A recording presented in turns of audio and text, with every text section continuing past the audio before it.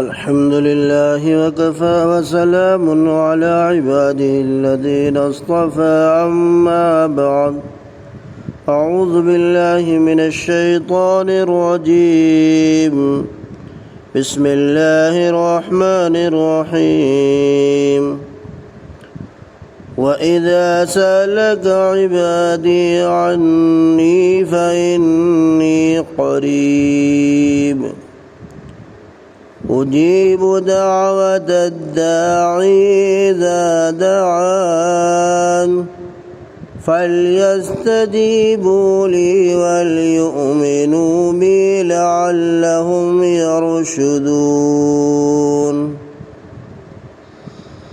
أحل لكم ليلة الصيام الرفث إلى نسائكم هن لباس لكم وأنتم لباس لهن علم الله أنكم كنتم تختانون أنفسكم فتاب عليكم وعفى عنكم فالآن باشروهن وابتغوا ما كتب الله لكم وكلوا واشربوا حتى يتبين لكم الخيط الأبيض من الخيط الأسود من الفجر ثم أتموا الصيام إلى الليل ولا تباشروهن وأنتم عاكفون في المساجد تلك حدود الله فلا تقربوها كذلك يبين الله آياته للناس لعلهم يتقون۔ اور جب میرے بندے آپ سے میرے بارے میں دریافت کریں تو کہہ دیجئے میں قریب ہوں۔ جب کوئی مجھ سے دعا کرتا ہے تو دعا کرنے والے کی دعا قبول کرتا ہوں۔ تو لوگوں کو بھی چاہیے کہ میرے احکام کو قبول کریں اور مجھ پر ایمان لائیں تاکہ وہ ہدایت سے سرفراز ہوں۔ روزے کی رات میں تمہارے لیے اپنی بیوی سے ہم بستری حلال کی جاتی ہے، وہ تمہارے لیے اور تم ان کے لیے لباس ہو۔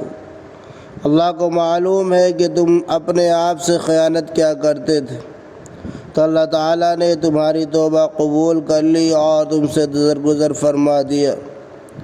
لہذا اب اپنی بیویوں سے ہم بستری کرو اور تمہارے لیے اللہ نے جو مقدر فرمایا ہے اسے تلاش کرو۔ نیز جب تک صبح کی سفیدی رات کی سیاہی سے نمایاں نہ ہو جائے کھاؤ پیو، اور ہاں جب تم مسجد میں معتکف رہو تو بیوی سے صحبت نہ کرنا۔ یہ اللہ کی مقرر کی ہوئی حدیں ہیں، ان کے قریب بھی نہ جانا۔ اللہ اسی طرح لوگوں کے لیے اپنے احکام بیان فرماتے ہیں تاکہ وہ تقوی اختیار کریں۔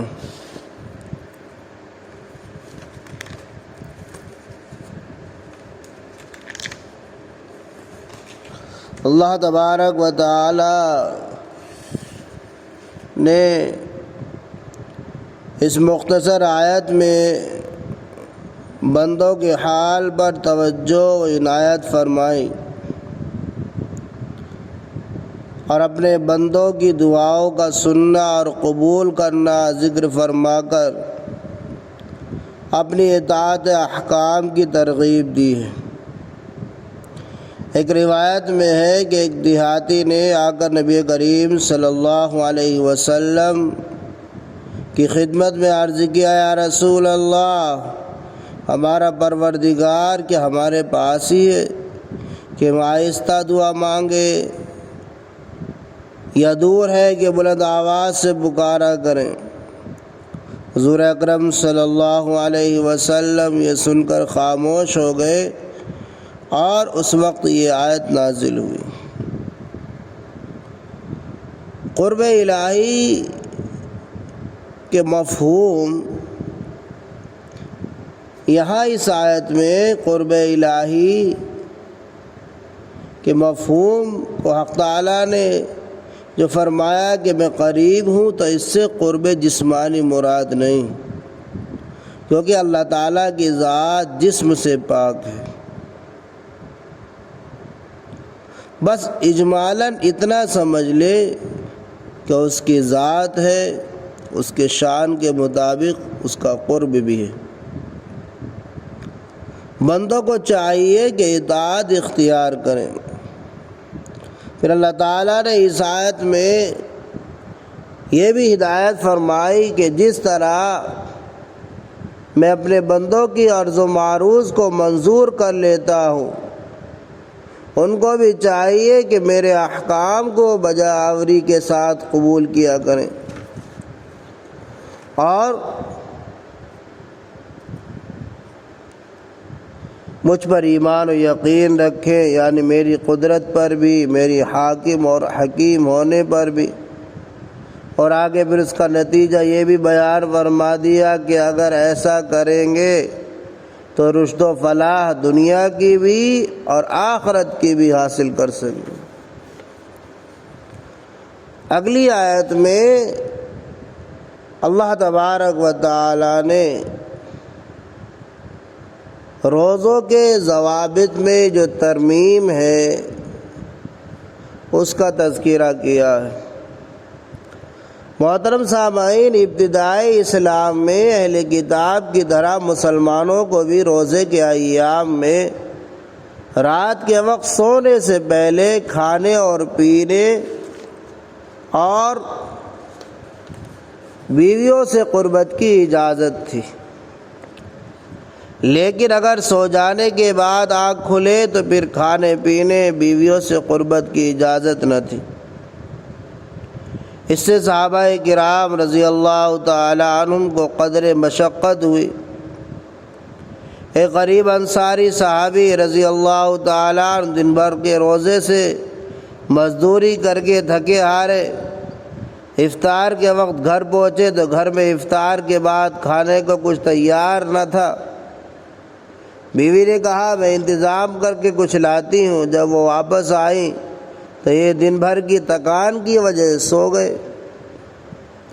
اب بیدار ہوئے تو کھانا حرام ہو چکا تھا، چونکہ اس وقت رات میں کھانے کے بعد سونے کے بعد کھانے کی اجازت نہ تھی، اس لیے کھانا نہ کھایا اور اسی طرح اگلا روزہ رکھ لیا۔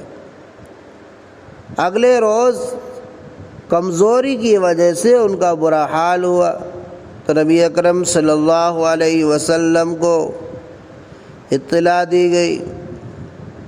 اسی طرح دیگر واقعات بھی ظہور پذیر ہوئے۔ اس وقت یہ آیت نازل ہوئی جس میں اللہ تعالیٰ نے وسعت دی اور پہلا حکم منسوخ کر کے غروب آفتاب کے بعد سے صبح صادق تک پوری رات میں کھانے پینے اور قربت کی اجازت دے دی گئی، اگرچہ سو کر اٹھنے کے بعد ہو۔ آگے آیت میں میاں بیوی کے تعلق کا تذکرہ ہے۔ یہاں آیت میں میاں بیوی کو ایک دوسرے کا لباس فرمایا گیا، جس سے اس قریبی رشتے کو ظاہر کیا گیا جو انہیں اللہ تعالیٰ کی اجازت اور حکم سے ایک دوسرے کے ساتھ حاصل ہے۔ یہ لباس کی قرآنی تشبیہ میاں بیوی میں کئی طرح موجود ہے۔ مثلا ان کے آپس کے قریبی تعلقات، ایک دوسرے کی آپس میں محتاجی، جسمانی اعتبار سے ایک دوسرے کا قرب، ایک دوسرے کے لیے زیب و زینت اور اطمینان و سکون و راحت و آشائش کا موجب ہونا، اور سب سے بڑھ کر یہ کہ ایک دوسرے کے انتہائی رازدار ہونے کے باوجود پردہ پوشی کرنا۔ آگے اللہ تبارک و تعالی نے فَالْآنَ بَاشِرُوهُنَّ وَابْتَغُوا مَا كَتَبَ اللَّهُ لَكُمْ، یہاں فلانا باشرہن، سو اجازت ہو گئی تو اب ان سے یعنی بیویوں سے ملو ملاؤ کے ساتھ یہ ہدایت فرمائی گئی وابتغوا ما كتب اللہ لکم، اللہ تعالیٰ نے جو تمہارے لیے لکھ دیا ہے طلب کرو۔ ابتغاء کے معنی ہے کسی چیز کے طلب کرنے اور حاصل کرنے کی کوشش کرنا۔ ما کتب اللہ، جو اللہ نے لکھ دیا ہے، اس سے مراد اولاد نسل ہے۔ تو یہاں اجازت کے ساتھ گویا ایک تنبیہ بھی فرما دی کہ اپنی بیویوں کے پاس اولاد پیدا کرنے کی غرض سے جانا چاہیے۔ مباشرت کے عمل سے اگرچہ طبعی لذت بھی حاصل ہوتی ہے، لیکن اسلام نے اس عمل سے اصلی اور بڑا خاص مقصد حصول اولاد اور افزائش نسل رکھا ہے۔ آگے فرمایا وَكُلُوا وَاشْرَبُوا حَتَّى يَتَبَيَّنَ لَكُمُ الْخَيْطُ الْأَبْيَضُ مِنَ الْخَيْطِ الْأَسْوَدِ مِنَ الْفَجْرِ، یعنی جیسے رات بھر میں بیوی سے معاشرت کی اجازت ہے، اسی طرح رمضان کی رات میں صبح صادق تک کھانے پینے کی بھی اجازت ہے۔ فرمایا الخیط الابیض الخیط الاسود، فجر کی سفیدی و دھاری کا سیاہ دھاری سے ممتاز ہو جانا، یہ رات کے اندھیرے کے دور ہونے اور صبح کے اجالے کے نمودار ہونے، یعنی طلوع فجر سے کنایا ہے۔ خود حضور اقدس صلی اللہ علیہ وسلم سفید اور سیاہ دھاگے کی یہی تفسیر مروی ہے۔ یہ عموماً کنایا ہے، اور یہاں انہیں خیط سے اس لیے تعبیر کیا گیا کہ شروع میں واقعتاً یہ دھاریاں ہی سی نظر آتی ہیں۔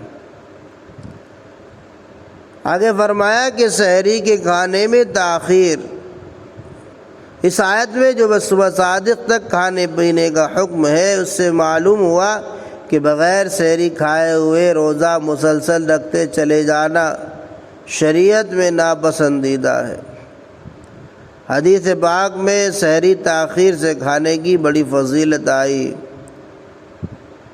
صحیح مسلم میں حضرت سمرہ رضی اللہ تعالی عنہ سے روایت کی ہے کہ رسول اللہ صلی اللہ علیہ وسلم نے خود ارشاد فرمایا کہ حضرت بلال جو لوگوں کو بیدار کرنے کے لیے بہت سویرے اذان دیتے ہیں کہ اذان سے یا محض شمال اور جنوب میں دیکھ کر سحری ختم نہ کرو، بلکہ روشنی کے پھیل جانے کو معتبر سمجھو۔ پھر اس آیت میں جو اعتکاف فی المسجد فرمایا تو یہ حکم خاص مردوں کے لیے ہے۔ عورتوں کا اعتکاف بجائے مسجد کے گھر کے کسی گوشے میں ہو سکتا۔ آیت کے آخر میں یہ تنبیہ کی گئی یہ تمام ضابطہ، اصول و قوانین، حدیں اور بندشیں اللہ تعالیٰ نے مقرر کی ہیں۔ تلک حدود اللہ فلا تقربوها، تو جو حکمت